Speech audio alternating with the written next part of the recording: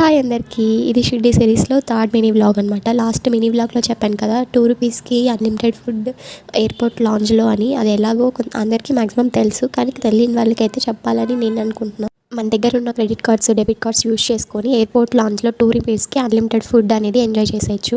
మనం డైరెక్ట్గా ఎయిర్పోర్ట్లో ఉన్న లాంజ్ దగ్గరికి వెళ్ళి మన కార్డ్స్ ఇచ్చి 2 రూపీస్కి లాంజ్ యాక్సెస్ని ఎంజాయ్ చేయొచ్చు. ఇది అంటే ఆన్లైన్ త్రూ మనం ఒక వెబ్సైట్ అయితే ఉంటుంది, డ్రీమ్ ఫోక్స్ అనేసి. దాంట్లో నుంచి మన క్రెడిట్ కార్డ్స్, డెబిట్ కార్డ్స్ మనం ఏవైతే యూస్ చేస్తున్నామో అవి వ్యాలిడ్ అవుతాయా లేదా అని చెక్ చేయడానికి 2 రూపీస్ అయితే ఛార్జ్ చేస్తుంది. మనం యూస్ చేసే కార్డ్ డీటెయిల్స్ ఆ వెబ్సైట్లో ఎంటర్ చేశాక మన కార్డ్ వ్యాలిడా కాదా లాంచ్ యాక్సెస్కి అని చెక్ చేయడానికి ఒక 2 రూపీస్ ఛార్జ్ చేస్తారనమాట.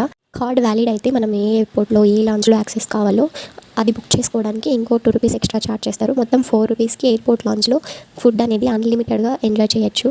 ఏ కార్డ్ లేకుండా డైరెక్ట్గా వెళ్ళి ఫుడ్ కన్జ్యూమ్ చేయాలి లాంజ్లో అంటే పర్ పర్సన్కి 2K అయితే ఛార్జ్ చేస్తారనమాట. ఇక్కడ ఉన్న కార్డ్స్ వ్యాలిడ్ అవుతాయి.